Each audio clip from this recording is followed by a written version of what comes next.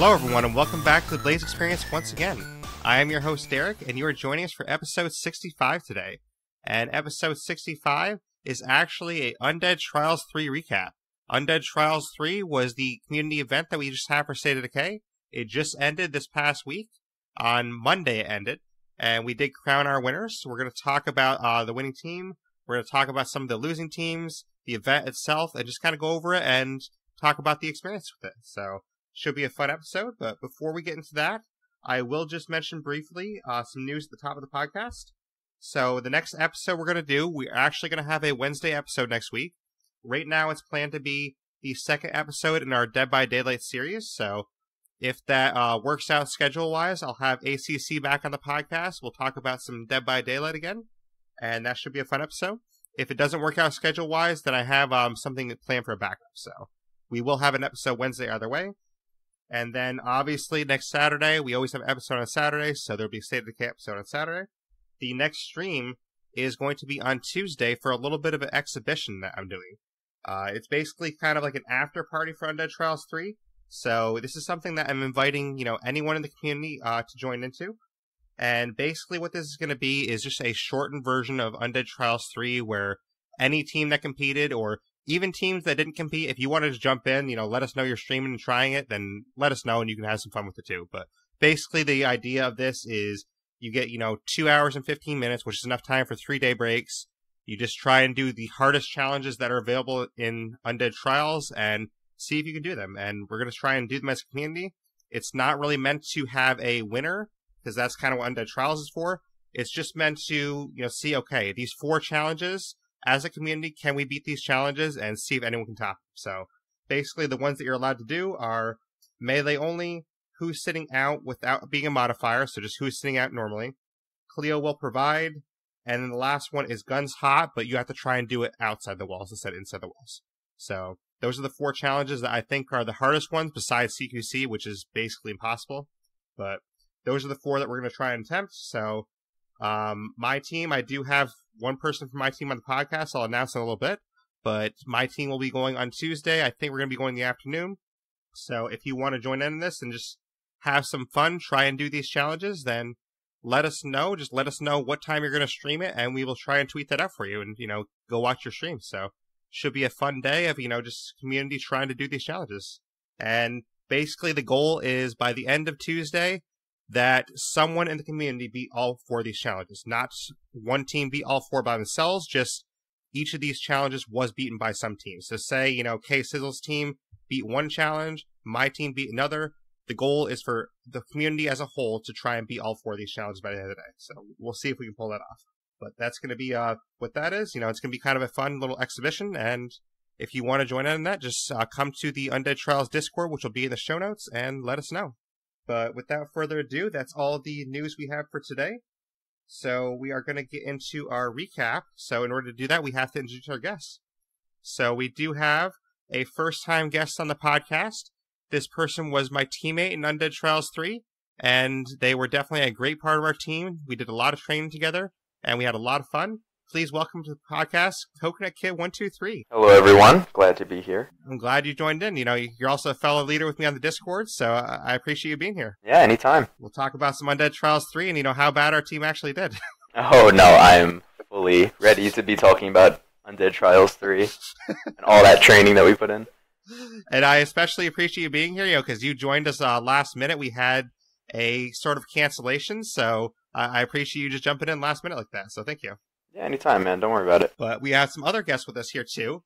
Also with us today, for their 3rd time on the podcast, we have a guest who is also an organizer with me. They had a team that finished 2nd place along with my team. Please welcome to the podcast, K Sizzle again. Yo, what's up? How's it going, K Sizzle? Happy Thursday. That's all I'm saying. I'm glad you could talk about Undead Trials 3 with us. Your team did very well. You're also a core organizer with me, so you definitely are one of the right people to talk about this. Well, I'm happy to be here. Thanks for having me again a 3rd time. Always fun being with you and talking about Undead Trials. Yeah, it was a great event, and I'm excited to get into it. So, sure. But before we do that, we have one of the guests to introduce. This guest was also in Undead Trials 3. They were team captain, and They didn't finish in the top 3 technically, but they were a team that was basically one wave away from winning. So pretty much one wave, and they would have actually won the entire event. So I thought it was, fitting to bring them on, have them talk about it. They also helped ref in the event, so they're definitely a big part of the event. Please welcome for the first time, Magic Man 79. How are you, Magic Man? Hey, I'm doing all right. Thanks for having me. It's good to be here. Yeah, thanks for joining us. I really appreciate you jumping into ref on the short notice that you did, and I'm really had fun watching your team compete. Oh, it's no problem. I was glad to help. Glad to be a part of the community. Yeah, I'm glad you got involved in this, because this is the first event that you actually participated in, so I'm glad you found out about it and jumped in with us. Yeah, we heard about it at the last minute. I think we had 6 hours to register a team, so we tried to jump in as quick as we could. We didn't want to miss it. And with 6 hours left, you guys actually performed pretty well together. I mean, you found out about it last minute, and I would say, correct me if I'm wrong, Coconut and Sizzle, but I would say your team was probably the, surprise of the event. We didn't really know a lot about your team, and then you guys just jumped in, and you're knocking out all these challenges right up until the end. Yeah, definitely the underdog of the event. Yeah. The cheered underdog. Everyone was at the nail biter. I appreciate it. We were scared to death. But it was a lot of fun when we do it again. Well, I'm glad to hear that, too. And that's kind of stuff we're going to talk about, too, is, how our teams did and, what we could have possibly done different, things like that. I'm sure people listening at home are probably thinking, well, where's the winning team? Why isn't, Fall Down on here? And the reason for that is the schedule just didn't work out. Fall Down was planned to be on here, but he couldn't make it because he could only record at night, and I have to work tonight, so it didn't work out schedule-wise. We were going to have Scarproof on here to represent their team, but unfortunately, there were some technical issues where he couldn't get on, so Coconut jumped in last minute to be a 4th guest. So, Coconut, thanks for being here. Save the day. You unfortunately weren't one of the winners, so you don't have that, Aw, drat. Hey, 2nd place is not that bad. I guess that's true, right, Sizzle? Yeah. And a tie for 2nd place is even better. Yes. But overall, we had 10 teams compete. And the winning score was 160 points by Zombie Buffet, which is Fall Down Go Boom, Lion 4660, and Scarproof. And then we had a 2-way tie for 2nd, which was my team, the Masochist, which is myself, Coconut Kid, and Zombie Killer Ma. And then we had K-Sizzle's team, Black Friday, who also tied for 2nd with 138 points. So kind of crazy that, we ended up tying for 2nd with the same exact score, but... yeah, we were a wave away also from winning. We on our last, I think we died in, no, probably 2 or 3 waves away. Because we died in the 5th. We got that last day break. You guys died in the 7th, but I think there was an issue where you guys failed the challenge in the 6th, and we were trying to review video footage of it, so it was basically a 6th or 7th, but you guys came really close as well, though. Extremely. It was in the clutch. I could smell it. What was cool about your team, too, is that you kind of formed your team last second. You're just like, hey, you want to be on my team? Because your original team actually didn't show up, and then you've ended up finding a team that performed that well on short notice. Oh, yeah, it wasn't even short notice. It was, when you said last second, it was beyond the last second. It was after the registration had closed, and my team, my original match didn't happen. So they got in on a technicality, and yeah, we performed that well together. That was awesome. Kudos to those 2 guys, the Haunted, GG, and the Werewolfie, who's in Finland, and the Haunted, who's in, I want to say Switzerland. Oh, very Nordic group there. They were a great team, and you guys performed well. So yes, we can get into our specific teams a little bit in a second, but I just want to talk about the event overall a little bit. So do you guys have any thoughts on, what you liked about the event or didn't like about it? So, Magic, we can start with you. Really, I didn't know what to expect coming in, because we caught it on such short notice. Some of the challenges we didn't even practice for because for us, they would have been unreasonable. And we were kind of intimidated coming in against some other players, especially Fall Down, and I'd watched his stream several times or whatnot. See, it's always Fall Down. Everyone's always intimidated by him. Yeah. For good reason, though. I mean, he is a 3-time champion now, so... I'm coming for him. You guys hear that? Yeah, that's the sound of me coming for fall down. All we needed was that melee only run, and boom, he would have been toppled. Yeah, Those Juggernauts, Coconut, that's what did us in. Those Juggernauts, man. They were out for us. They were spies from Fall Down. Exactly. We got them on payroll. No, I think the event went really well, too. I mean, of course, we had some issues with, people signing up and not actually showing up. And, we had the issue with K-Sizzle's team, things like that, which I think, unfortunately, every event we're always going to have someone do that because it's bound to happen. It's unreasonable to think that, no one's going to, flake on an event. So it's going to happen every event, I think. But hopefully, in the future, we can come up with some ways to mitigate that a little more. I got a way. $10,000 cash prize. I bet everyone who shows up. I promise you, no one will not show up. If you want to put up that $10,000 prize, then let's do that. Hey, yeah. I just come with the solutions. That's all my idea, man. Well, if there's a listener out there that wants to put up a $10,000 prize, let us know, and we'll get this event going. And I'm sure people will never show up again. So. Oh, I just got a message from Undead Labs. They're going to sponsor us $1 million for the next Undead Trials. Oh, wow! Thank you, Undead Labs. That's very generous of you. I think that probably takes away the map we're getting, though. We're probably not getting Trumbull Valley because they're putting the $1 million. Yeah, there goes our whole yearly budget. Exactly. No, but that would help. But unfortunately, this isn't a paid event. It's just a free volunteer thing, so we can't do a thing like that. But that would be a way to do it. I do agree with you. But I do want to ask Sizzle and Magic, because they both did this with me. How did you find reffing? Did you find it fun? And what were some of the challenges you had in reffing? Magic? It was definitely enjoyable. It was definitely fun. And I'm glad I had other people there in the chat with me because I was not totally familiar with all the rule variants or whatnot, this being our first time. Yeah, I remember I was in chat with you and I was like, hey, no, that they're breaking that rule actually, or things like that. Yeah. But for the most part, it was enjoyable. It was kind of difficult to see sometimes, and especially streaming it, I was worried I wasn't capturing as much of the footage that I could be or whatnot. But as time goes on, you kind of learn to watch where the action is. Mm-hmm. Yep. I found it extremely fun. I knew what it felt like to be like a wartime photographer. There's a movie, I believe it's Meg Ryan, I'm not sure, but it was the Chronicles of a Wartime Photographer. Or was it? Tina Fey, her gorgeous self.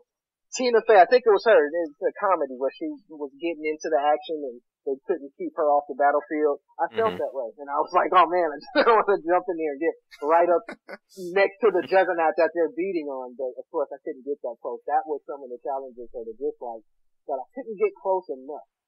But when in between those waves, when I could jump down and follow them to the Cleo drops and join in on the anticipation of trying to hurry up and get those things out of the drop stuff down on the ground and then run. And it was exhilarating. I loved reffing. Yeah, I really enjoyed it too. And I know Coconut obviously can't speak to the reffing part, but I really enjoyed reffing too, and it was a lot of fun.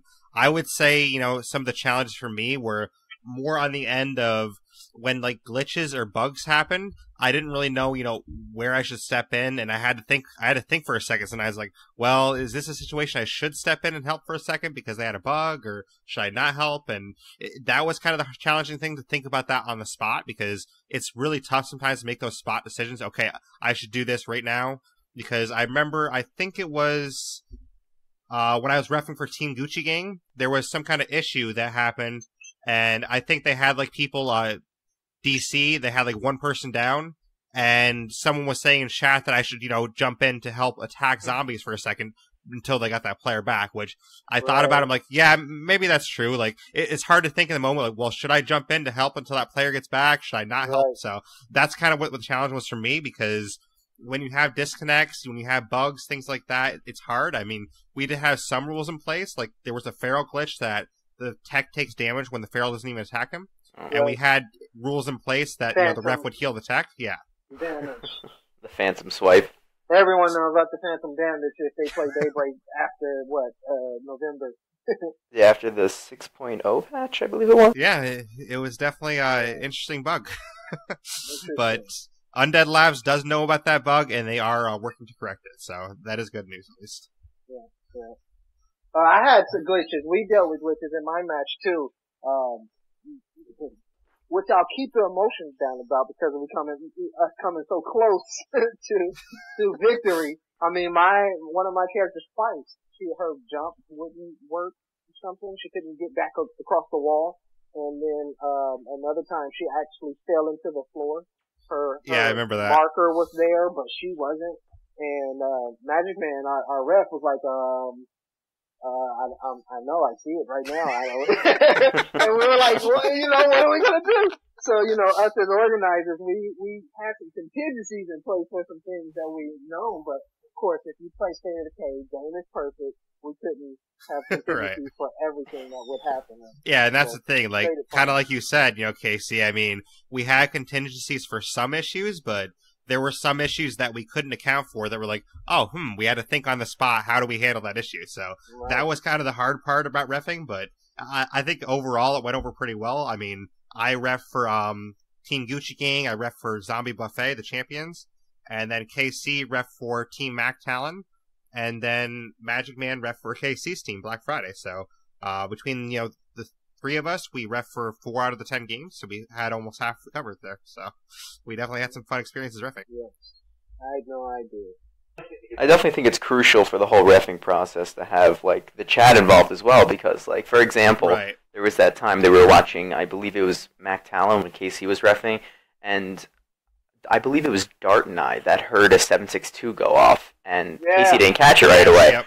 So then we both like brought it up, and Casey's like, "Oh yeah, I did remember that." So it's kind of like it's great to have the ref, but of course the ref can't always see everything. Right. They're not omnipotent, so it's always great to have that like chat involvement as well. So you get that 24/7 coverage type of deal.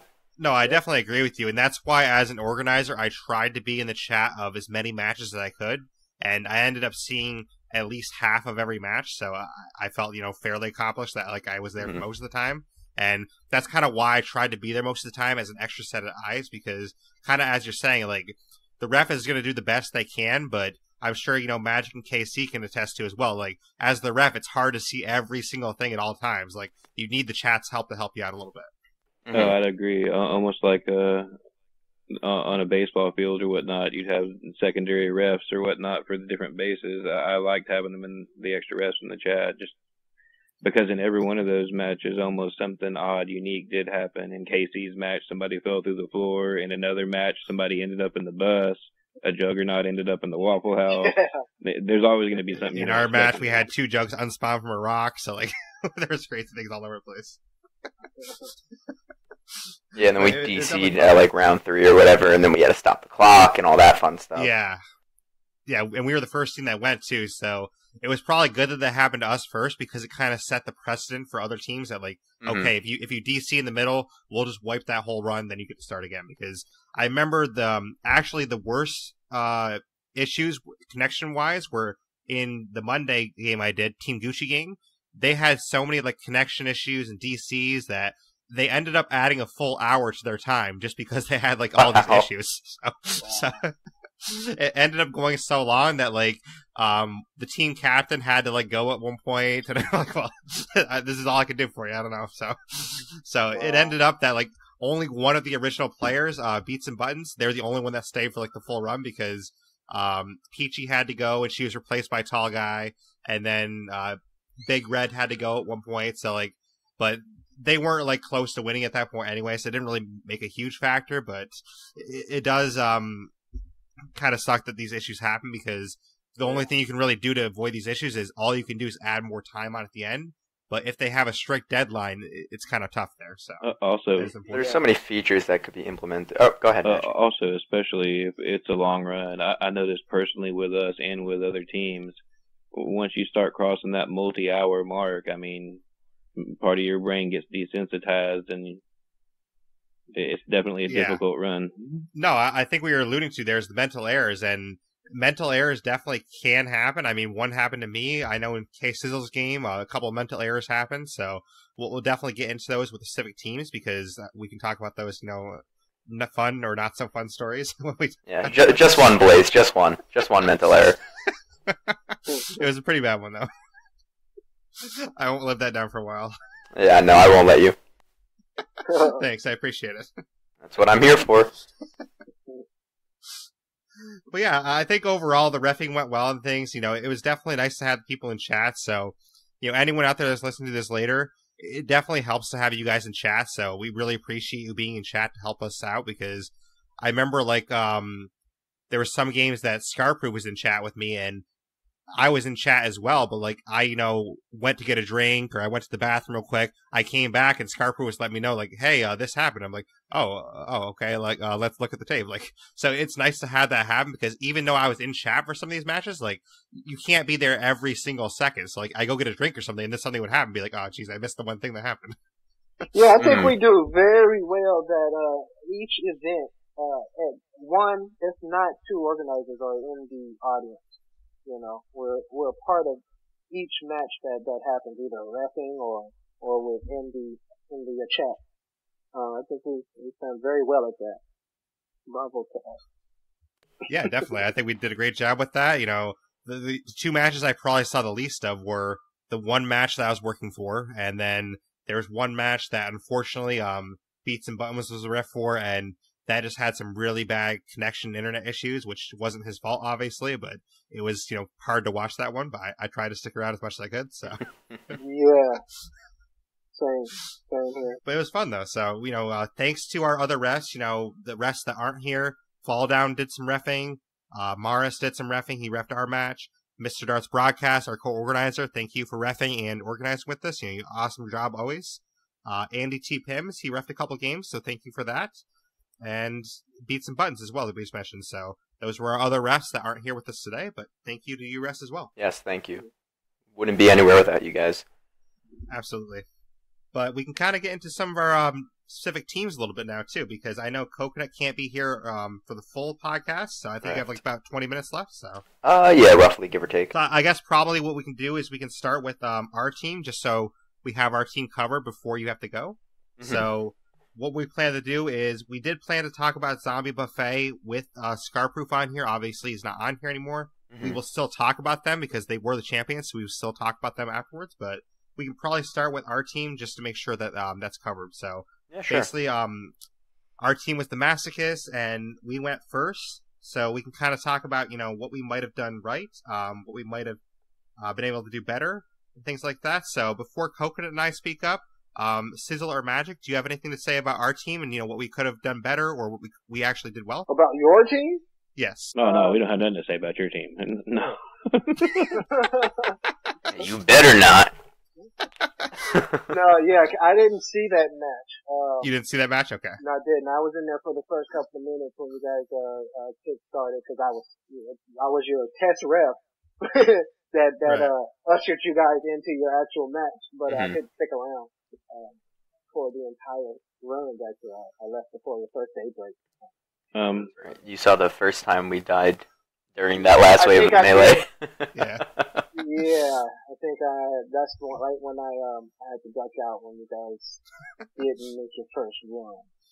See, it's because we were first, Coconut. No one wanted to see who went first. There's oh, well, we know Fall Down's going to take the lead day one anyway. So yeah, they're going to lose anyway. Who cares? Bunch of chumps. Exactly. I had to go practice for my run. But that's fine, though. I mean, I'm sure Coconut can attest to, myself, Coconut, and Zombie, we trained pretty hard for this, and we still ended up on second, so oh, yeah. It's even worse for us, but we did train pretty hard for this. We had, I think, 3 separate practice sessions, so the thing we trained for the most, we unfortunately didn't even end up doing. We trained a lot for the who's sitting out modifier, but at some point we just ended up saying, let's just scrap that. It's way too hard because we ended up getting close. Coconut came 30 seconds from beating round 4 by himself, but it just didn't end up working. So we ended up scrapping that, but I think our run went better than we said at the time. I think at the time we were pretty hard on ourselves because we knew how good Fall Down was, and we knew he was coming right after us, so we were like, oh, Fall Down's going to beat this no matter what. Yeah, it's hard to compare yourself to someone who you know is so good, because especially when you're first, you're in that pressured spot. you're kind of setting the foundation for how others are going to play. So your strategy might be flawless, but then you might not execute 3 certain things during it, and then everyone's like, okay, let's not do that, and we'll do this instead. That way we do better and we have more time. So it's always hard to go first because people just pick apart everything you do and they learn from it, which is great for the other people. But then you also have that stress factor of, like, if we lose now, then we're done for the whole event, and it's just watching people beat us. But in the end of the day, we had fun, which is the most important part, in my opinion. Oh, I agree completely. I mean, because, you know, like you talked about, we had a strategy in place that we would have had to score about, like, 275 points, which would have been pretty much impossible to beat. It's just executing that strategy. We only got 138 points out of, like, the 275 we were shooting for. So yeah, I think our ultimate downfall was definitely our over-ambition to try and get as many points as we can. We should have probably done a few simpler challenges thrown in there instead of going for, like, all the ridiculously, like, oh, well, how many points can we get, that type of stuff. Right, and that's kind of what I attribute to going first a little bit, too, is because we knew, okay, there's 9 teams after us. Like, we have to set a bar so high that 9 teams after us can't beat that. And that's a lot of pressure going first, you know, knowing that. So we overachieved and we tried to set ourselves up, and we kind of set ourselves up to fail, I think, because we went for things that we probably could do, but it's hard to do it on command. And, you know, there were a lot of easier challenges that we definitely could have done to rack up points, but we were trying to set a bar so high, and we basically, you know, stress ourselves out too much. Yeah, I mean, we definitely, on the bright side, going for that high number, it really helped us train a lot and communicate better as a team. So for the next Undead Trials, if we do end up getting the team back together, it's going to be great because we'll have that advantage. But like I said, doing all that hard stuff, it really did prep us. So if we did choose to do the hard stuff or the easier stuff, either way, we would have been in a good place. We just cracked under a lot of the pressure during the actual event because it's a lot. It's a lot of stress. There's people watching you. You're doing it live. If you mess up, then you're done. You're getting timed. It's not like you can just practice and then restart and do it over. Our first run, we failed in, like, wave 5, and I remember saying, like, after that first run, we failed in wave 5, I'm like, oh, we're done, that's it. Like, because I know how good, you know, Fall Down and some of the other teams are. I'm like, one failure I thought was going to be enough to break us, which it ended up not being the case because other teams failed too, and I'm glad that all the other teams proved they were human. I just thought there was going to be one team that was, like, superhuman that would never fail. So I'm glad that wasn't the case. But at the time, like, that's the thing with going first. You don't know that because say we went, you know, on Monday, say we went the last day, we would know, okay, all these other teams went, you know, this is the score we have to beat. And if on Monday we knew we had to beat 160, I definitely feel we could have done that. I don't know if you feel the same way, Coconut, but I think we could have beat 160 no problem because we would have known, okay, 160, we can beat that. Of course, yeah, but, like, that's attributing to what I said earlier. It's with the whole, okay, well, we know it's 160. If we do this and this, we can eliminate these harder challenges and adapt our ideology of our strategy to get the maximum amount of points without the maximum amount of effort. But, I mean, in a way, it's also going first might be a great thing. If you end up knocking it out of the park and you do great, that discourages a lot of other teams, gets them a little nervous, and you have that much more of a chance to hold your ground. Right, and they might hold back just because they're like, oh, well, we can't do that. So exactly. No, that definitely makes sense. And I think, you know, our worst run was that first run. Like, honestly, that first run, we pretty much played like shit. Our communication wasn't up to par, and, you know, I think what happened is we were training up till 5 minutes before the event started. I think that was just jitters for us because we were training right before the event, so we probably should have stopped training a little bit earlier than 5 minutes before. Well, considering we practiced for, like, a total of, like, 15 hours over the week before, and then we had, like, Sizzle jump in with his last-minute team, we had Magic jump in within the last 6 hours, like, I think we might have overtrained slightly. Yes, exactly. We overplayed ourselves for sure. I mean, but that first run we did horrible, but then we picked it up after that. We got a no heals done. We got a no stamina with permadeath on. So we were doing pretty good at that point. And then we come up to our front lines challenge, and that's where we had some issues. Yeah, why don't you elaborate on that? So basically what happened is we were in a good spot. I think it was like maybe wave 5. You can correct me if I'm wrong, but I think it was around wave 5. Yeah. And we had wall 2 was down, so it's completely gone. And we were trying to protect the gap. I had myself and Zombie on the left side. Coconut was on the right side. And I had a zombie around me. I tried to dodge, you know, to get out of his way. And it just so happened that I dodged behind the wall line. and that failed front lines for us. And it definitely sucks failing it that way, because obviously we all know I didn't want to go behind lines. Like, that was not intentional at all. I just dodged out of the way by accident, and it is what it is. Like, that's how I failed it. So it does suck, because we know we could have finished that challenge. We would have had 30 points. Mm-hmm. So that is what it is. And that honestly cost us a lot, because I did make a huge mental mistake after that. And the reason I made the mental mistake is because I was so pissed off that the dodge happened. And basically our next best challenge after that was no walls repaired besides the starting wall, which were 20 points. And right after that dodge, I'm like, well, I guess I go behind the wall now. And I just grabbed a wall kit without thinking. I repaired a wall, and I'm like, oh shit. Like, so. The best part was you were the one that called it out too. Like, okay, well, let's do no walls repaired or whatever it was. And then you immediately, I see the wall go back up. I'm like, who just repaired a wall? And then you just went like silent for 2 seconds. You're like, I did. Yeah. I'm like, oh great.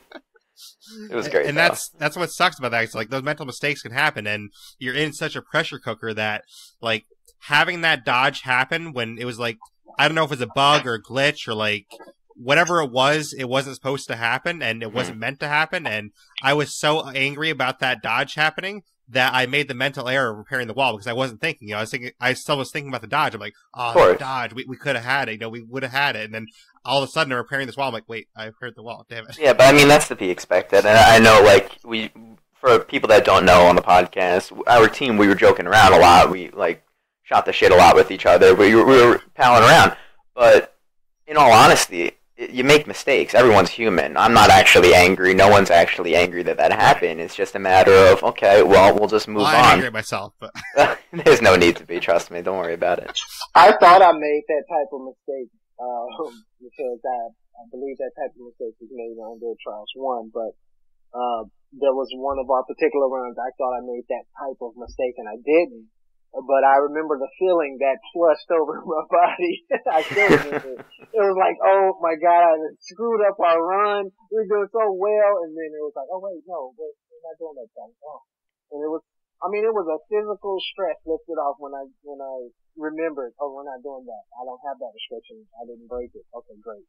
But then one of my teammates, one of my squad members did, in a later run, she did disqualify us she went behind the wall on a front line, getting out of danger, out of the fight, because she was about to die. And she just completely forgot, hopped up on the catwalk, and oops, we're doing front lines. Oh, great. So, yeah. Not anymore. Those things, yeah, right. Those things happen. Those things happen when in the heat of battle, and especially daybreak. Oh man, that's what we love about it. I mean, that's part of it. Yeah, and I know at the beginning of the podcast you asked like what we liked and what we disliked about the event, and I brought up to you in the middle of our run, I believe, where like we were thinking about things because we were in, I think it was a quell, like there was nothing really going on. It was like either round 2 or something where that like vacant space is, and I'm like, maybe for future Undead Trials we could have some kind of a grace period, like a 5-second grace period. If you are behind that wall for more than 5 seconds, then boom, it's over. But if you accidentally roll over and roll back, I mean, maybe you're safe. Because, I mean, things are bound to happen. That's not really like... I agree with that. Yeah. Because it was... Blaise mentioned earlier about us having to review some tapes from one of my runs, and that's what it was. On a front lines run, it was a flying strike, where it was activated, and we know how those flying strikes work. Console people, it's a combination of buttons that you use for one thing, and it might activate that flying strike. And he landed inside the wall, and it was obviously that wasn't, we have no control really over where they land. Probably 99% of the time, you just kind of activate the strike, and you're not thinking about where they're landing. We're just thinking about where that axe is going to land on the neck. But, and that shouldn't, things like that shouldn't disqualify. So I agree with that. We're going to have to take that into consideration. Give like a 3-second timer. Yeah. Yeah, we can definitely consider that for the future. Just unfortunately in this one, the precedent was already set that it's automatically failed, and that's the way it's been. So we'd have to set that precedent for a future one, but it is unfortunate and it does happen. I mean, the other issue we had, which Coconut, I know was definitely upset about the time, is we were going for a melee only run, and we got done Wave 6. Do you want to say what happened after Wave 6, Coconut? Yeah, so we were done with Wave 6, and we were feeling in a really good spot, too. Like, we had gotten that practice in before the actual trial, and then Zombie and I, my teammate, we go out into the middle of the field to start collecting those Cleo drops, because you got to get those minefields. It's essential. Oh. And we get near the rock, where, in case the viewers don't know, there's a rock in Daybreak where occasionally zombies, bloaters, and jugs can get stuck in. I don't know how it happens. I'm assuming they're well aware of it. Yeah, really. And we ran past to go to the Cleo drop, and next thing you know, we hear 2 jugs storming at us. We had a regular jug from like round 3, and we had a blood jug come out. So this was in the last like 30 seconds before the round was going to start on our final round. So we couldn't even set up for the last round. We had to fend off these 2 jugs, and it destroyed us. I honestly, in my very professional opinion, think that if we didn't run into that issue, we had a very good chance of setting up and being able to get that melee in, which would have won us Undead Trials 3. But you know what, exactly. Coconut, don't feel bad. Because on our, get this, same rock, on our no heals run. Oh no. And it was same deal. It was a final Cleo drop, and my energy was, I was holding my side already, so I was struggling to get to the drops, and that was my job. I had somebody else repairing walls. So you know the stress of the final wave, and you're struggling trying to get to those drops. You're limping. Oh my God! So I'm curving around the rock as fast as I can, limping, and I hear the gurgle of bloaters, and then you hear the bloater explosion sound, and then it's just a cloud just comes from the rock and hits me and just tanks my energy completely. I'm like, oh my God, on a no-heal run. And so it went from flashing to, a sliver of flashing to nothing. I mean, it was just that, okay, if I'm breathed on, I'm gonna, so I end up moving even slower. And that's what sucks too, like, that's stuff that we can't really do anything about, because that's just stuff that's like, it's bugs, and it's just unfortunate that we had those issues like that, because like Coconut said, I have every belief in my mind that we were going to finish that melee only run if that didn't happen, because like 2 seconds before the round started, that's when we killed the last jug. It's 2 seconds left, so we had absolutely zero time to prepare. Yeah, and we had to waste the rocket pod on that, if I remember correctly. I believe they were both at mid-wall, and I had to throw down the rocket pod, and we killed both of them, but then the round started immediately after we killed them. Yeah, it just sucked, because we couldn't put down minefields, we couldn't, set up rocket pods in advance, or anything like that, and considering that, we still made it to 2 minutes through the wave, so, I'd like to, say, great job that we actually made it 2 minutes through with that happening, but, we all died at the same exact time, 2 minutes through. The second time that day. I don't know how in the world, the second time that day, we all died at the exact same time. That's just the worst luck in the world, but it was happened. The worst. It was so demoralizing. We're all basically shouting out this the exact same time within 2 seconds of each other. Yeah, I'm dead. I'm dead too. Okay, Coconut's dead too. All right, game over. I think you were like, "Are we all dead?" And then we're all like, "Yeah." I don't know if that's luck at that point. I think that's a formula you guys figured out. No, it's definitely. I told Blaise about it too. It was because our default mental strategies: run to the tech, surround him, and protect him from the zombies. And what we did was exactly that, and then that one jug was like, we can get a triple kill? Okay, well then let's go for it. And then he just slammed down and knocked us all to the ground.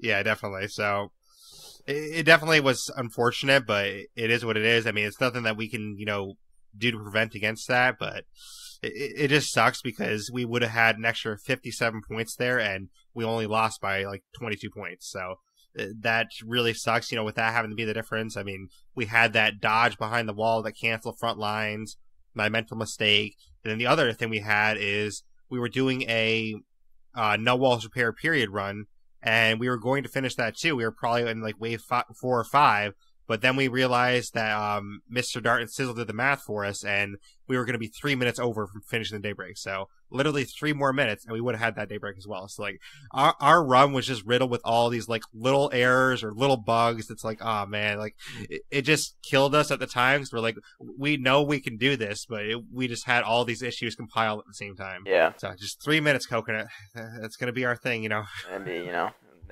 Never forget about that moment. Moment that will live in infamy. But like I said at the top of the podcast, Coconut Zombie and I are going to get back together for this exhibition thing on Tuesday, and we're going to try that Melee only run again. We're going to see if we can not die at the same time this time. Let's hope. In that small amount of time, I think I have like 3 hours on Tuesday, so I definitely want to at least try that out because I need to redeem that. Thanks, I appreciate it. Yeah, thank you. We'll try that, and we'll definitely try Who's Sitting Out, because we did practice that a lot, so I feel like, if someone in the community is going to do it, it might be us in that one. So we'll try it out. I want to see Fall Down try it, because I don't even think I want to see him try that too, because that is ridiculous. It is so hard. I would like to see Fall Down do solo Melee. Oh, he doesn't like Melee at all, so he's not going to do that. That was so disappointing. They were like, oh yeah, we're going to do Melee only. I'm like, ooh yeah, they're going to do it. And they quit like round 4, I think, or round 5, something like that. And I'm like, oh, I want to see them do it all the way through. Oh well. But, that's basically our team in a nutshell. So I think we did pretty good, Coconut, but I think next time we just have to try not to overstress ourselves, because that's basically what killed us, is we tried to overachieve, and we just have to take it a little bit more even keel, and let's just chill a little bit. Let's just, get done what we know we can do, and not stress so much. Yeah, we definitely need to focus on things that we can knock out of the way as fast as possible and get as many points as possible without sacrificing the extreme difficulty of trying who's sitting out, or the Melee only with any Melee only we almost had, but that's besides. Yeah. So that was basically our team in a nutshell, but we can kind of move on to one of the other teams now. So Magic, you haven't talked too much lately, so we can get into your team if you want. After watching so many of the matches, we decided that we were going to go for slow and steady. We did the simpler challenges. And going back to what they were saying earlier, even I made the mistake or whatnot. I disqualified one of our runs. I accidentally got caught in a bloater cloud and died. And when I respawned, my instinct was to swing the weapon, and it was a non-Cleo weapon. And KC's right. I felt terrible. I remember that. Especially since people were watching. The RTX. Yeah. Yeah, and that's the thing, when those little mental errors happen, you really do feel terrible at the moment. You're like, oh man, I cost the entire thing for my whole team. It's like, oh damn. But yeah, after watching a couple of them, we decided on our plan, what we were going to do for 5 waves, if we made it 5 waves, and we went ahead and I contacted Fall Down and asked if we could send him our plan ahead of time, just so there's less chaos in between waves or whatnot, and he said that was fine, so right from the start, he knew what our plan was, what we were gonna try to attempt.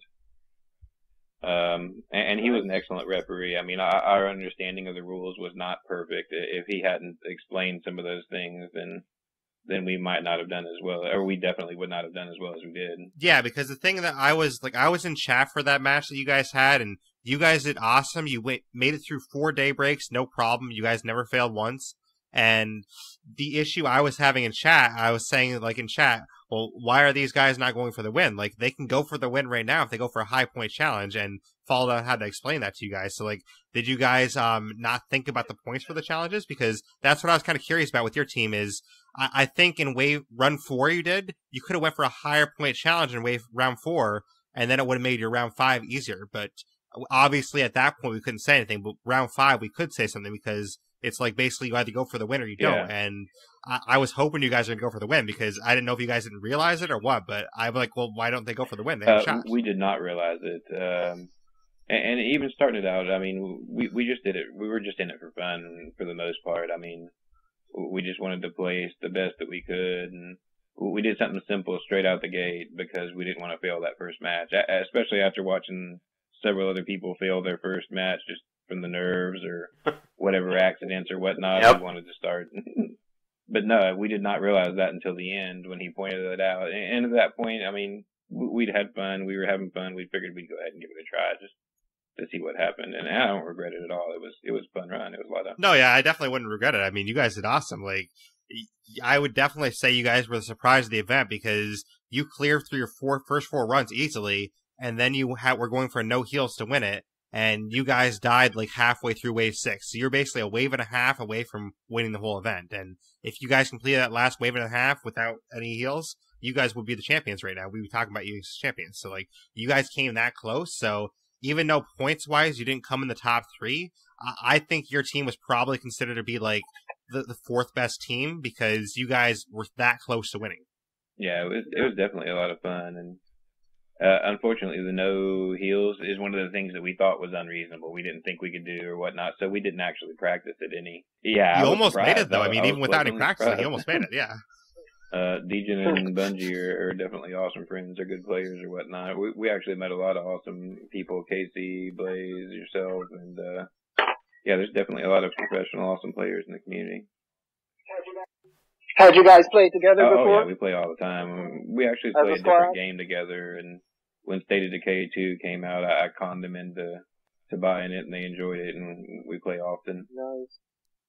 And I think that's a key, too, is, like, that communication between teams is really key, and that's something that Coconut, Zombie, and I tried to work on, and if you have a team that communicates well together, then you're going to go pretty far, I think. You know, there's only a couple instances where, like, the teams did well without really knowing each other a lot yet. I think, you know, Sizzle's team is probably one of the best examples of that, where you guys didn't really have a lot of interaction with each other before you jumped in together, and that can happen where it works well, but it's pretty rare. I mean, you know, most of the time when you have a team that's just jumbled together like that, most of the time it doesn't work out that well.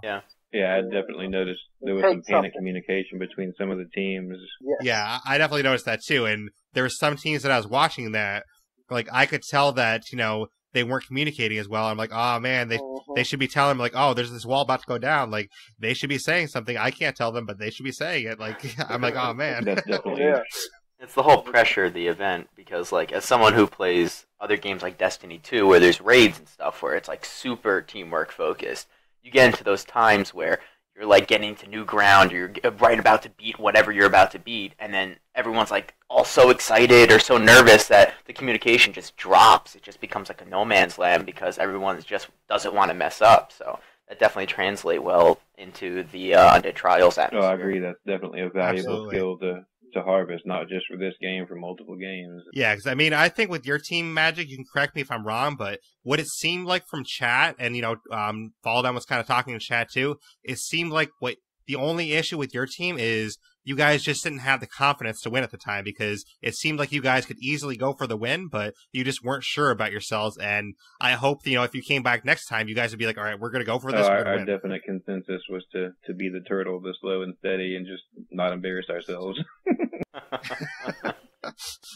So do you think if you guys came back at the same team next time that you guys would go for, like, higher point stuff, or, like, think that you're going to do a little bit better and, you know, try and I've already talked to them both. Degen and Bungie are both interested or whatnot, and we'll definitely have more time to familiarize ourselves with the rules beforehand to make an adequate plan.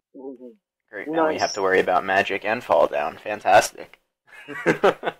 Yeah, that'll be good. A slew of other teams that are listening, like, yeah, we got to get us a strategy together. Want some Clio water bottles and a Bronco gas jacket. Yeah, you mean you need that gas jacket. I was constantly impressed by the caliber. Yeah. Well, Coconut can attest that I definitely over-strategize. You know, he can attest to a document I made. No. This man literally put together, like, a military Pentagon grade essay on what we're doing. There were code names, like, for example, I was the grenade guy. I was the demolition guy, because for certain rounds we needed, like, people to have lightweight or whatever. And in the document itself, God forbid someone just says throw a thermal grenade on me. It was no, I need mounds, as in the coconut chocolate bar mounds, because my name is Coconut Kid. Like, this man came up with code words and phrase. It's insane. Wow. Nut job. Yeah. I love him, though. It's fantastic. Yeah, I had code words. I had after the match. What do you think about the strategic plan, gentlemen? I'm like, yeah, it's good. I don't want to criticize it. No, I had, like, a whole document written up. I had, like, each of our runs broke down. Okay, Zombie, you're in the middle of this run. Coconut, you're on the right. Zombie, if this happens, you have to come over here. Like, yeah, and that is very simplified, folks. Like, I mean, we're talking about like, we could have submitted that to a national database, and they would have been like, all right, cool, and this is what we're going into the next war with. So it wasn't for lack of planning that we lost. We definitely had planning involved. Yeah, no, Definitely the over-planning. Churchill of Daybreak. Yeah. All right, well, on that note, I'm probably going to have to drop out because I do have to go head to class, but I appreciate you allowing me on this podcast because I had a great time during the Undead Trials, and I look forward to being on more. Yeah, I appreciate you jumping in, and I would say that, you did well enough that I'm not going to fire you next time, so you're going to be on the team next time. Fantastic. I'm so glad. Thank you for this opportunity. I promise I'll prove myself more the next time. Yeah, I might even give you a raise, honestly. So. Oh my god, I could feed my family finally. Job security in the post-apocalyptic world. All right, thanks for coming on the podcast. I really appreciate it. And if anyone wants to, talk to you more, they can find you in the Undead Labs Discord and talk to you there. So, Coconut is leaving us, obviously, but we can kind of get into Team Black Friday now and talk about, K-Sizzle's team and their run a little bit. So, as we alluded to earlier, Sizzle, you had a team that was planned for Saturday, and unfortunately, you were the only one that showed up on your team, and you actually ended up finding 2 other people to compete with, because how it was working is we were trying to find a team for you to fit into that, maybe somebody wouldn't show up, but none of the other teams had a player didn't show up, so you actually were able to find 2 other players to jump in with you on Monday before the event closed. And do you want to talk about, where you found these players so fast or anything? Absolutely. So after my 4 hours was up and my referee and I, Mr. Dark's broadcast, hung out and got some daybreaks and had some fun, we ended the match, or we ended the time slot, and I think maybe we got a daybreak, I'm not sure, but I stayed on my Xbox, and actually, no, I didn't stay on my Xbox. I stayed on Twitch, and I saw another State of Decay streamer streaming Daybreak. And the funny thing, I thought it was a female. When I was before I clicked into the stream, I saw what I thought was a female intensely playing Daybreak. And I was like, this is something I've never seen other than Fallout Girl. And everyone knows my Fallout Girl, good friend, great State of Decay streamer, big in the community. And I said, we got a new, a focused young lady in the community. Let's go see it. Of course, it's a streamer I had never seen. So I clicked in and started speaking to him in chat, and he responded, and I was like, that's a guy with long hair. Okay. So I started, chatting with him and looking at his gameplay, and he was actually going for 2 Daybreak achievements. The Guilty Spark, if you guys are familiar with that, and No Walls Down. And he was going for them solo. And he hadn't had everything unlocked. It wasn't like somebody who had everything unlocked and everything. He had only up to the Clio, if you are familiar with the unlock. He had only up to the Clio shotgun unlocked. And he was doing a very good job. I want to say kick-ass, but he was doing a very, very good job. And I was like, dude, you're going for No Walls Down solo? That's extremely hard. I don't think you're going to get it. And we just picked up a conversation. Long story short, I hopped into his game, and we got him the achievement. And nice. It really picked up my spirit after the missed match that I had and the missed daybreaks that I had during my match, or my non-match. And I just had a very, very good time. That was early on in the day. Later on in the day, because you and I had been talking about, me pitch hitting for some other teams just so I can compete, I got the idea to ask this young man if he wanted to compete. Got the idea to form another team. He accepted, I skipped the part. He accepted a challenge when I hopped into a game to help him, get those achievements. The very first thing I said was hey, let's, stay in front of the wall. And let's not go behind it. It's something we call front lines. I explained it to him. And he said, okay, sure. He wasn't like, nice. No way. He was like, okay, sure, alright, so I can't go behind the wall. Nope, you can't go behind the wall. So that means I can't fix the wall. Exactly. So he picked up on it right away. He played it, and that impressed me. And that's what gave me, after our run and after, we got two successful daybreaks actually, that's what, gave me the idea, hey, let me ask this guy if he wants to compete in Undead Trials.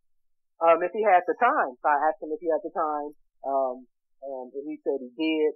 I contacted another young lady who I had played with one other time, and upon meeting her, I asked her, she jumped into my game, and I asked her, let's stay behind the wall. We are not allowed to go. No, I'm sorry. It was the front lines as well. I said, let's not go behind the walls. We can't do this. And she picked up on it. She accepted the challenge. We got an awesome epic duo, Daybreak doing the front lines. She was excited. She had a lot of fun. And so when I thought, about forming another team, I thought about her.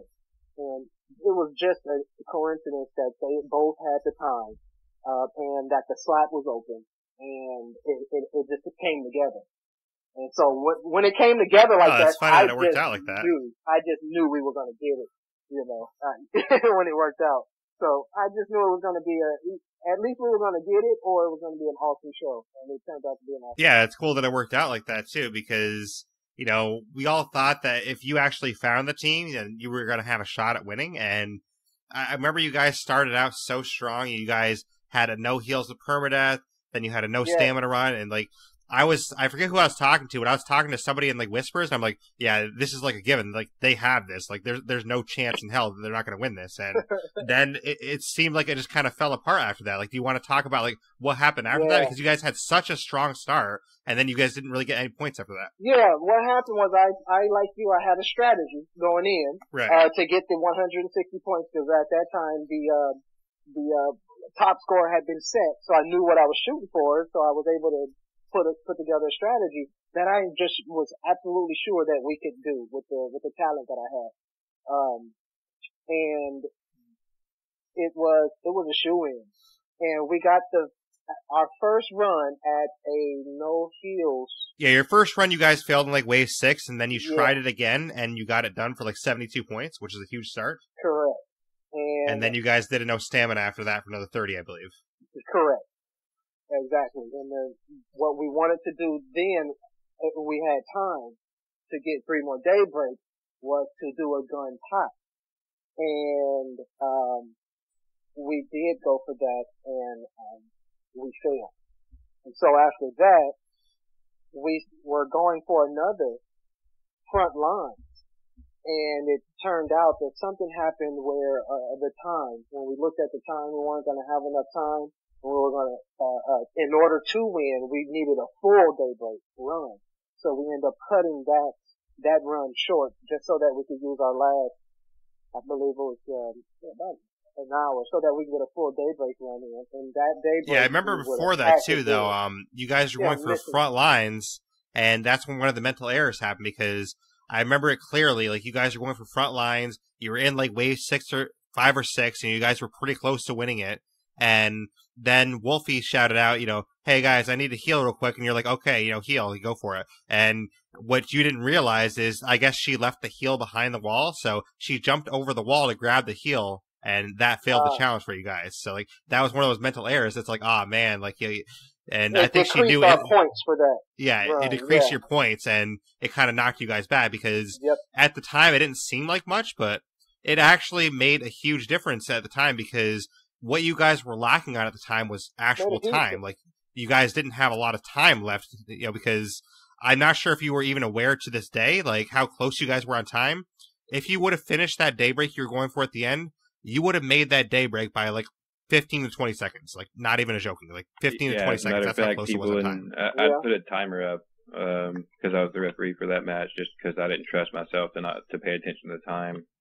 And people in chat were saying, no, they're not going to make it. They're not going to make it, and that it was over or whatnot. But I looked at the time, and the time on the screen, there was enough time that they could have made it. Yeah, and you guys would have made it by 15 to 20 seconds. So, and that's why that mental mistake, I think, was such a huge thing, because knocking you back a couple points, it was down that to the means, that's those couple points, made it really down to the wire. And I'm sure you don't blame her, obviously, because mental mistakes happen, but it's just No, and she performed very well, other than jumping across the wall, which it wasn't a huge, mistake there. Like you said, mental errors could happen.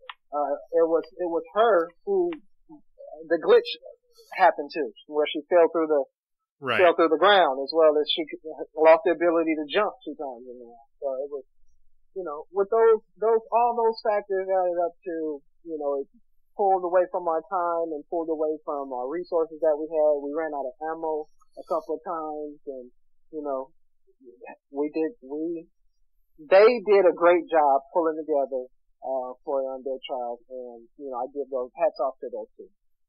Hats off to Black I do think that you guys might have won if you guys had time to practice even once before this, like together, because you guys performed very well together, and I think the only thing that held you guys back was just a couple of mental errors that were really critical, because during that last run you guys went for, you were in wave 6 and you're going for behind the walls, and that's when the issue happened where Haunted GG, he went for a flying strike and he landed outside the wall, and he was clearly over the line, and that would have failed it for you guys, but you guys said, let's just keep going anyways, we'll review the tape later. And also in that same wave, I think you or Wolfie actually had an instance where you're outside the wall as well. So basically you guys would have failed there, but you guys kept going, and then it ended up happening where you guys died in wave 7 anyways. But it was very close either way. And I think honestly, if you guys would have had maybe a little bit opposite of what Coconut and I had, if you guys would have had a little bit more practice, I think you guys probably would have won. Yeah, and the only time we got practice was right before our match started. We had 3 hours before the match started. That's what we did too. And we were able to pull together and practice on our strategy, and they all agreed, and they knew what to do. It was a glorious gathering. And that was probably one of the longest flying strikes that I'd ever seen. Yeah. Magic, as the ref of that match, is there anything you remember that stood out? I was impressed by the gameplay. As a matter of fact, I was impressed by y'all's communication as well, just since y'all had not been together that long.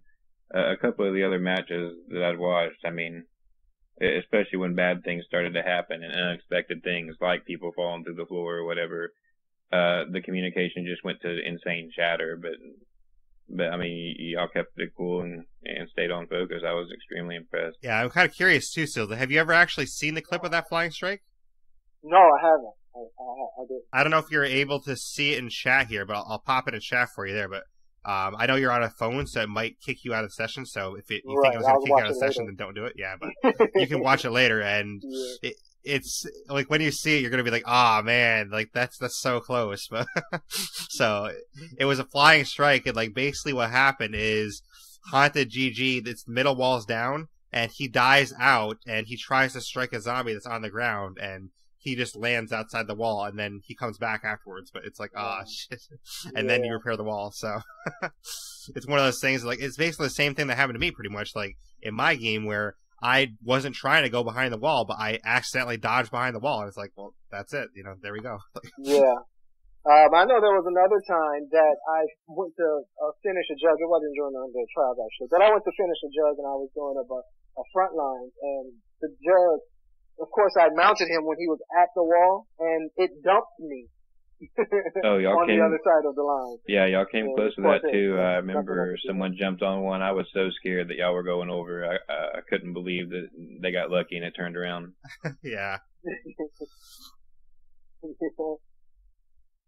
No, I remember there's actually a couple times you guys came close too, where we were talking in chat, and I'm like, no, that's on the line, that's not over, because some people were saying oh, that's over. I'm like, nope. In wave 5, I think it was. I'm like, nope, that is definitely on the line. That's not over. But with disaster, you guys that's finally, that's a dangerous one to try, because it's not just that flying strike. Sometimes when you lock onto an enemy, it'll make you chase them for a while, and that's a dangerous. It makes you chase them. Yeah, dangerous category. Yeah. And I remember telling Magic too in chat, make sure you're watching the timer and their feet, because if they jump over the wall before the round timer ends, that fails it. So that's one of those things with that challenge. It's so close. You guys didn't fail it that way, but say there's 5 seconds left in the round, there's no zombies left. Say Wolfie jumped over the wall, that would have failed it there, because that's before the time ends. So as a matter of fact, as a ref, that was the only match that I was nervous about when they were going for because there's such a finite detail of whether they've crossed the line or not. Over the wall, that's easy to see. There's a good long animation. You can see someone cross the wall, but that's a scary one to judge too, or to referee too. Definitely. Yeah. And that's where you kind of need the chat. I couldn't have done it without the chat. As soon as it happened, I turned right to the chat. I'm like, oh my God, did that just happen? Someone else, please see that. And if like, they hadn't clipped it, I'd have been in trouble probably. Yeah, cause I was about to ask you, like, what did you think? Like, but then somebody clipped it. I'm like, okay, we can watch the clip. Yeah, but that wasn't, like you said the other time when they crossed over, I immediately turned to chat again, too. I'm like, did anybody else see that? What was that? Was that over? Or? Yeah, so it's not easy being a ref. That's basically the moral. This is, reffing is definitely more difficult than you think it's going to be. It's not just like, oh, let me just sit here and, talk to my chat for a little bit. Like, you have to actually watch. So. Yeah, it's difficult. No, but you guys did awesome, Sizzle. I mean, especially for, like, just coming together on the fly like that. You guys were 22 points away from the win. You tie with my team. I mean, basically just finishing one of those day breaks would have had it for you. And it's just unfortunate that you guys, had such a strong start and then kind of, fell apart a little bit at the end. That's kind of what we had too, so. Yeah. Yep, running out of ammo and just pulling it together at the end there. A couple of clutch tech saves that we were able to pull off, and if we were able to pull one more off, I think we would. Yeah, I remember that actually. If you want to bring it up real quick, that no heals permanent run you guys had, I'm sure Magic remembers too how close that was. That tech was like the smallest sliver from dying, and I remember at the last 5 seconds, there was a Juggernaut chasing the tech, and I'm like, oh man, he's gonna hit the tech, and that's gonna lose it. Like, that was so close to being failed. Magic, you remember that? Yeah, I do remember that. Yeah, there was the Jug was actually alive. But the crazy thing was, I mean, especially after watching all the other waves, I couldn't believe that they would fail. As a matter of fact, every time, I guess it was just because I was the referee, but every time they failed, I couldn't believe it. I totally expected that this was going to be the one that went all the way and smashed the record. But because those rounds fell apart so quick. It was a matter of seconds. Yeah. No, I remember you were really hyped when you guys won that one too, Sizzle, which I'm sure was partially because like how close it was. Like you could see what that tech's health was at. That was so close. Like that was one definitely little hit beautiful victory. Yeah. There was 2 Juggernauts and a Pharaoh. It was like, oh no, the Pharaoh's gonna tackle him, and that's gonna be it. Or the Juggernaut is gonna charge through, and yeah, because that's one thing I even said in chat. Like, I'm like, okay, I think they're probably going to fail this one, guys. One Feral is all it takes, and this is over. Like, so, but you guys kept those Ferals away. Yeah. The last 5 seconds, I was like, oh my God, just survive. And, I will say, I don't know what the developers are doing over there, and I hope an upcoming patch doesn't change this, but the techs they're beasts themselves. They aren't to be taken lightly. When they get, a couple of zombies back there, they fight.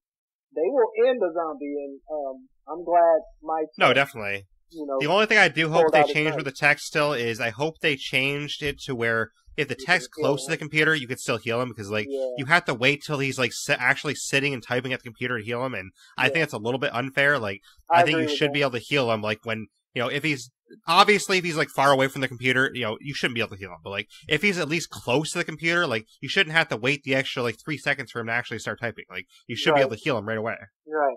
When he's in that vicinity, or if there's no bloater cloud that's permeating his whole area, Right. Even if you make it the smallest, say it's a 1 meter radius from the computer, that's good enough for me, because even if it's just, where you can heal him when he's not typing, but he's standing there, that's at least good enough for me, because there's so many times where I run into problems where, I'm like, come on, dude, come on, start typing, come on, get to your spot, hurry up.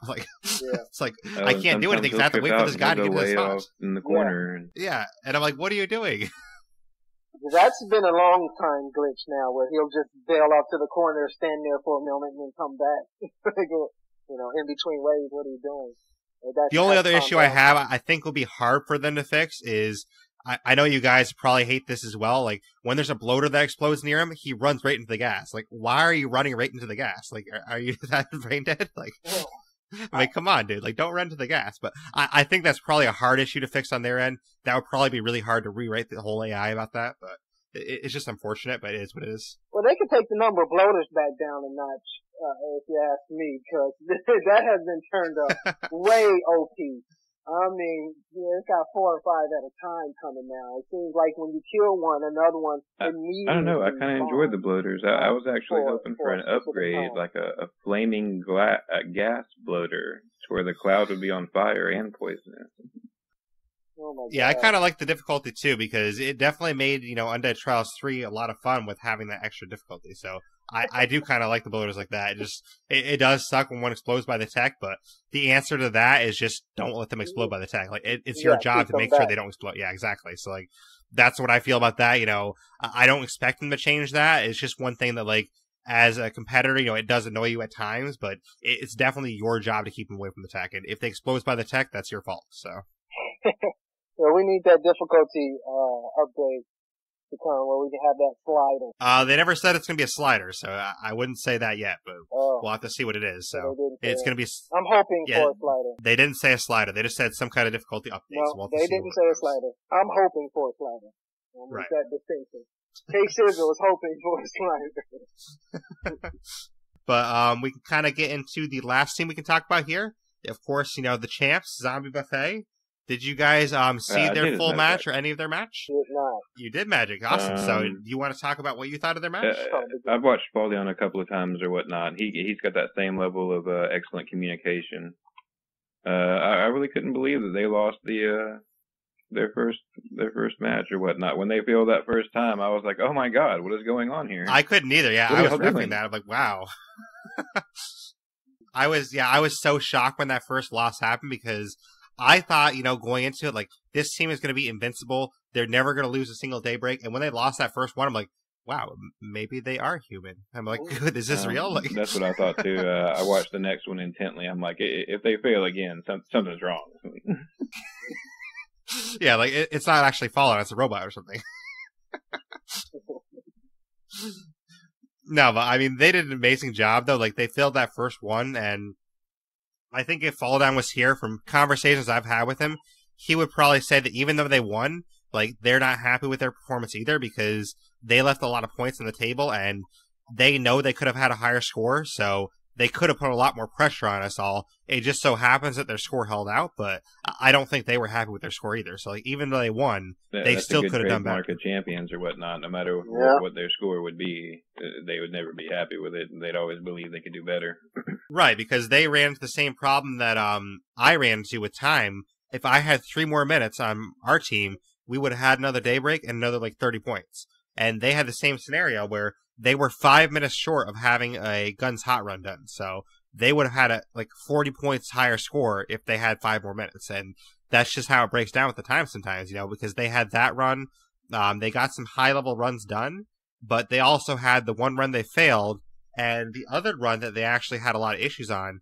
I'm sure you remember this one too, Magic, since you watched it. They only got 5 points for any type of daybreak because what happened is they went for too many challenges at once, and they kind of overloaded themselves, and then basically everything broke down at once. They failed all the options. As the a matter only of fact, they had left was after watching that, I talked to my other team members, and that's part of the reason why we chose what we chose. We're like, we're not going to go for a whole bunch every time. We're just going to pick the few that we think we can do, and we're going to go for that.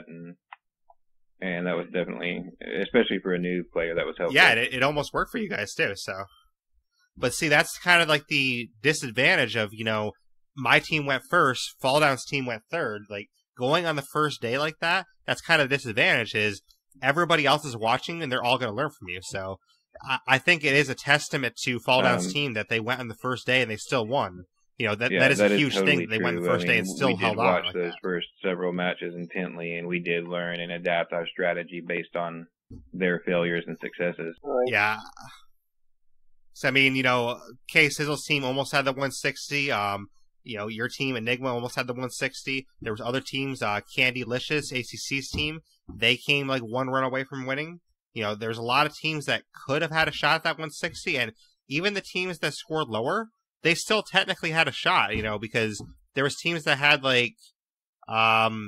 60 or 70 point wins, I think, or 60 or 70 points was their solo score. And if they would have done a crazy run, say Melee only with permadeath, they technically would have won. So that just kind of shows how many points, Fall Down's team left on the board, because there's most of these teams, except for like one or two, they technically had a chance to win if they would have had like a super huge challenge, and it would have gave them like 90 or 100 points. So a lot of teams could have won. It's just, and that's kind of a testament to everyone as competitors, because, all 10 of these teams definitely, I think, had a lot of fun, but they also put pressure on each other to do even better, because, seeing Fall Down's team like that, seeing that they could fail, I think that gave everyone going after them a little bit more gumption, be like, oh, wow, they could actually fail. Let's pick up our bootstraps and let's do this. Yeah, and like we talked about earlier, with communication being a good skill for gaming in general, so is time management. You pointed out earlier that Fall Down had let us know that we had so much time or whatnot that we would not have noticed that on our own, and we noticed some other teams did not notice that as well, that if they had this much time, they might be able to win right now if they went for this particular strategy. That's definitely a valuable skill to have in something like this as well. Yeah, because I remember with your team, like going back to that, on your 4th daybreak you guys went for, I wanted to jump through the screen so bad and be like, no, you're going for like a 10-point challenge. If you just go for like a 20-point challenge, then you could win it in your 5th run with like a 20-point challenge again. Like, you could have done 2 20-point challenges instead of like going for the really hard one at the end. I'm like, yeah, oh man, I want to tell them, but I really can't. I mean, after that many hours of gameplay, you start getting dull anyway, and any skills you might have kind of go out the window. No, we were totally oblivious to it. We didn't realize it. Definitely. But yeah, you guys had a shot at it. You were definitely the surprise of this, and I'm glad you guys were here too. I mean, that's kind of why, I had both of you on here, and we're supposed to have somebody from Zombie Buffet on here, because basically the plan was to have all 4 of these teams represented on here, because all 4 of these teams came the closest to winning. All 4 of these teams came like, okay, just a wave here, a wave there, a glitch here, a glitch there. Like, all 4 of these teams came very close to winning, and one of them actually did. And like I said, that I've run across a lot of excellent players in this competition and the community in general or whatnot. We also run across a lot of players in just the regular game, playing Daybreak with random people that know the game extremely well, and that are just not being reached by the community. Maybe it would be cool if Undead Labs could put some kind of news thing and on load or something like that, because there are a lot of excellent players out there that are just not being reached by the live streams and the podcasts and whatnot. True. Right. Hopefully the fame of these events will reach them, and they will. And KC's story is just totally indicative of that. I mean, he went on a stream and found someone going for solo events that knew the game extremely well, that just was able to fit right in. I mean, yeah, and those are the type of players that we're hoping to find for future events, because we want everyone to take part in the events, whether you participated in events before, you haven't, like, we're hoping that, everyone that's casual player, a hardcore player, no matter what kind of player you are, we want you to take part in these events, and, we're going to have more coming. I mean, every month we're going to have some kind of event. It's not always going to be a competition possibly, but we will have some event. Like, we're hoping to have it at K-Fest 3 soon to celebrate the difficulty update when that comes out, and that'll be kind of more of a fun-filled event where we're all just trying the difficulty update together and just having fun with it. So there's going to be more events that aren't just competitions, but we will definitely have more competitions too. Oh, for sure. If not, and, Magic, hopefully your team is, ready to try some stuff in the base game too, because the next competition will be in the base game instead of Daybreak. So much more desirable than the Daybreak.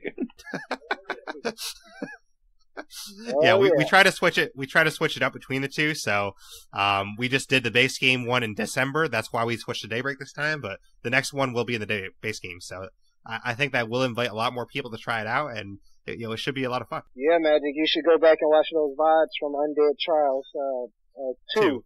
Yeah, oh that was my fun. Goodness, it was like as a matter of fact, Olympics going on. I think that was when I first became aware of the Undead Trials. I was streaming one night, and someone came into my stream and said something about it, that there was this competition going on, but they didn't know any of the contact information or what I had to do to register, and then I never saw that person again, and I kind of dismissed it or whatnot until they said something about it on the Undead Labs stream right before the registration ended, and thankfully they had a link there that I was able to get into.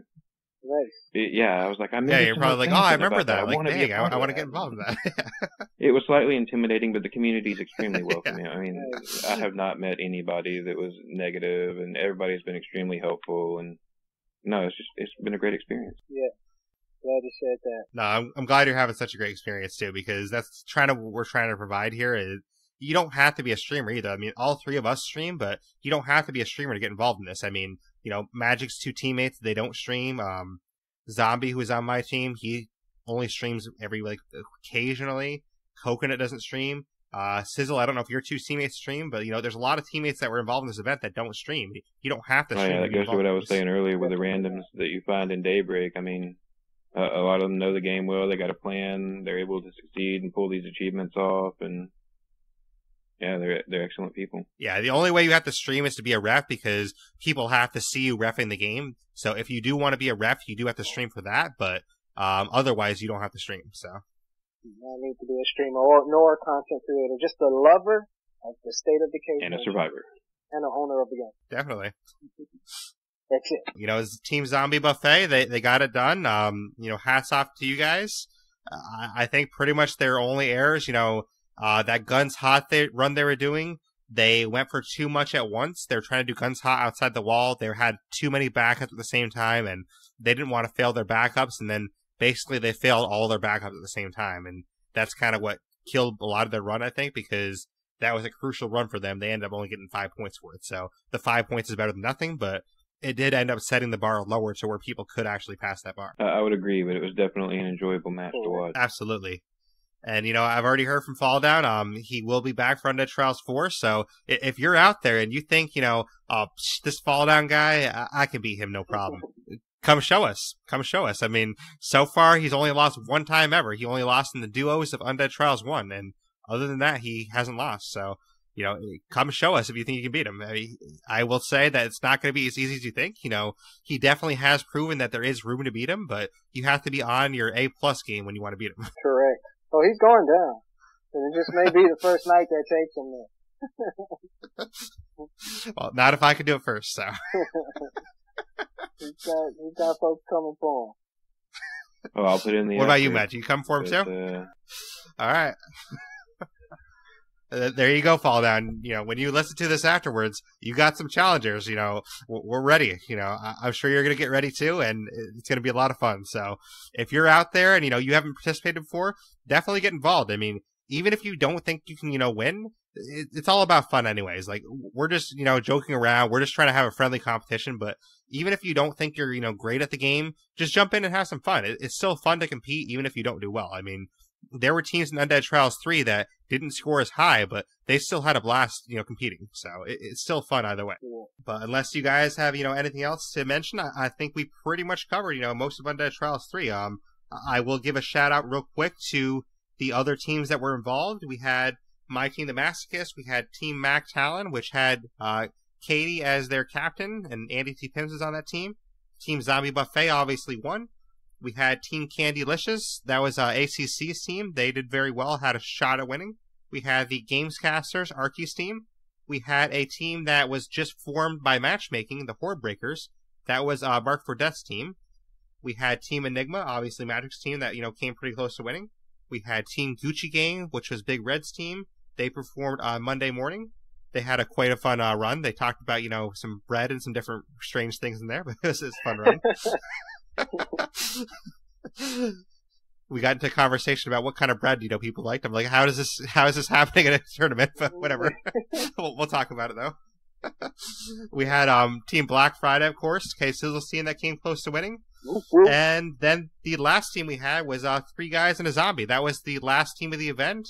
That was a team led by Madroot, and they were another team that was match made. They all had the same availability, and they didn't really know each other well, but they came together and they performed pretty well for a team that didn't really know each other. So it was definitely a fun event, and those were all the teams we had. And I think honestly, all the teams had a lot of fun. It seemed like, and all the teams, even if the ones that didn't score as well, I'm still happy with their performance. They still had fun. They still did the best they could, and that's the main thing, is you had fun. So hats off to everyone that involved. Thank you everyone for jumping in the event. Yes, exactly. And hopefully we made some friends as well as have fun, and you got some daybreak skills under your belt, and you have some time to express those or exercise those skills. Definitely. But real quick, before we end here, just to repeat, we are going to have an exhibition sort of on Tuesday. So any teams that were in the event or any teams that want to get involved that weren't involved, say you have a team of 3 people and you want to just try some of these challenges out, then get in touch with myself, Sizzle, or Dart, and just let us know that you're going to be, trying some of these challenges on Tuesday. Basically, the goal is some of the top tier challenges that we have to try and, have one day where the whole community beats these challenges. So we're going to try Who's Sitting Out. We're going to try Who Cleo Will Provide, Melee Only, and Guns Hot doing Outside the Walls. So, I hope Sizzle and Magic, I hope you guys, are able to fit in some time to try some of those out and, see if we can beat these. They're part of my normal daybreak life. Yeah, I know you can handle the Melee Only one for sure, so. So hopefully, your teams are available and you guys can jump back in there. I mean, I talked to my team already. I think we're going to go about like 3 or 4 o'clock in the afternoon, so should be a lot of fun. And basically, the goal is just to beat them all as a community. So if my team beats one, hopefully Fall Down's team will beat one. Maybe K-Sizzle's team will beat the other one. And hopefully, as a community, we will take care of all 4 challenges and show they're possible. Because that's kind of the idea. Is we're just trying to make sure that, these challenges are possible. So, which I think most of them are. I think the CQC only is probably the only one that can't be done. I mean, yeah. I think you agree with that, Sizzle. Like, I think it's just impossible, probably. I think we should try that full squad and see how close we come. Yeah. We probably should just to see, but I think it's like way too hard because you can't use anything really except your CQC explosives, and getting to like wave 4 or 5 is probably possible, but I mean after that would be way too hard. You'd have to manage the explosives very carefully, know how many juggernauts are coming, and so many explosives for each one. Maybe I think if you get to the 6th wave, you'll have a good shot depending on your conditions coming into the 6th wave. You can get those, right. You get those explosive drops, and it's definitely going to help you get through the next 2 waves. But I definitely don't think it could be trio. I mean, trio's hard with a full loadout weaponized, full weaponized Red Talon soldiers. Trio is hard, so definitely CQC only. I think that's still bordering impossible. Yeah, we definitely had to adapt our standard operating strategy for the 3-person. Mm-hmm. Yeah, 3 is definitely the hardest you can do, and that's why we wanted to try 3 because it adds an extra level of difficulty. So, but jump in this exhibition with us if you want, everyone. Just let us know what time you're streaming it at, and we'll try to tweet that out, and we'll try to check out your stream and see if you guys can pull off some of these challenges. It'd be a lot of fun, I think. Yeah, we'd love to see. And again, this is just like a community. It's kind of like an after party. This isn't about winning or competing. It's just about let's see if, as a community, we can get these 4 challenges done. And I think we can, so let's try and do it. Trial challenge exhibition. Exactly. Come and join us. But the next episode of the podcast, if you guys want to hear it, is going to be on Wednesday. I'm probably going to do the next episode of my Dead by Daylight series with ACC. So definitely check that out if you want to. And then on Saturday, I'll have another State of Decay episode. So that's what's coming up with the podcast next. But if people want to find you, Sizzle, how can they find you and learn more about your stream and more what you do there? You can find me on Twitch, twitch.tv, and it's KSizzle3G, KCIZZLE3G. You can find me by Coach Keeby on any social media, Facebook, Instagram, Twitter, and it's Coach Keeby, regular spelling COACH, and Keeby is KEEB as in boys Y. I also want to drop, it's a real easy link if you want to get in on any of the Undead Trials or Decay Fest, State of Decay events. You want to go to a bit.ly link, bit.ly/SOD, stands for side, State of Decay. SOD, the number 2, events. All over. Absolutely, and we'd really appreciate everyone, joining the Discord and coming in and hanging out with us. It's going to be a lot of fun with, the events we have planned for the year. We're going to keep the events coming, so definitely don't miss out.